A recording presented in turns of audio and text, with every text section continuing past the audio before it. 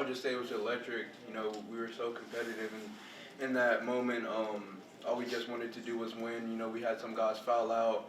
You know, we had some substitution problems just because, you know, we had so many fouls and it was a short bench. But, you know, we just, you know, had a level of fight that was able to win the game. So it was super electric. Yeah, just going off him, we had guys in foul trouble, so we was very smart. We just kept fighting. The coach kept saying we're going to win the game even down 17. So just kept believing and kept playing together, and that's the outcome of it. Yeah, you know, I started off, you know, a little bit sluggish, you know, not fully in tune with the game. But, you know, thanks to, you know, JT, my other teammates and coaches, you know, they just kept pushing me, you know, I got to be aggressive if we want to win this game. And, you know, just not even making shots, but, you know, just, you know, put pressure on the defense and make plays and keep the defenders on their toes. So, you know, I try to put more emphasis on that second half, and I was glad I was able to do it. Chris, after you kind of crossed Cam on that midi that you pulled up, felt like that kind of opened up and got your rhythm. When you see a big switch on you, is that kind of the green light from the staff and everyone to just kind of go cook? Yeah, first of all, what up, my guy? Second, yeah, you know, it's amazing to, you know, finally get one to go, and, you know, especially just to get in rhythm and, you know, start, you know, from mid-range and then work out to the three, and then when the shots are falling, you know, the rhythm is hard to break. So, you know, yeah, that felt amazing to hit that shot. And then Nolan Groves hasn't played meaningful minutes in like a month. For him to come in and guard Boozer, and you know, he comes in and airball a three right away and settle the nerves at MSG against Duke. How big was he, and what does that say about him as a teammate?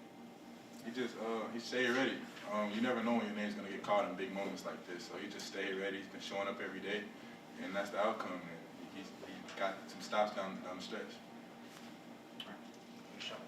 JT, how did you kind of stay away from that fifth foul in the second half? You picked up a couple early ones, and then kind of just felt like you were. Obviously, putting Nolan on Cam changes things, but how did you kind of stay away from that, and how did the coaching staff stress how important that was?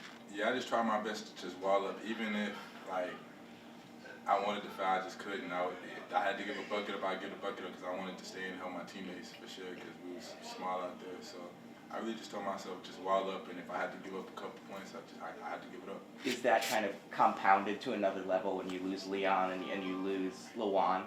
Yeah, for sure. But just the guys that came in, they was ready and they executed to where we was able to win. So we pulled it through. Finish with one more right here.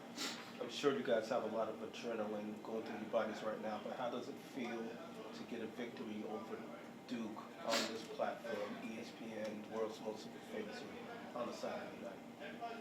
It feels amazing, you know, especially around Christmas time, playing in front of family and friends in a gym we've never played in before. You know, everybody wants to play at Madison Square Garden, you know, and especially against a top 5 team. So, you know, it's just, you know, super excited, and, you know, a lot of emotions, and, you know, we're gonna go celebrate with family after this. So it feels good to, you know, cap off Christmas with a win. Yeah, it feels good. These games you don't forget just because how electric it was and how back and forth it was. This was one of those games for sure, and just to be able to do it around Christmas and have family here as well, it's an amazing feeling. All right, thank you guys.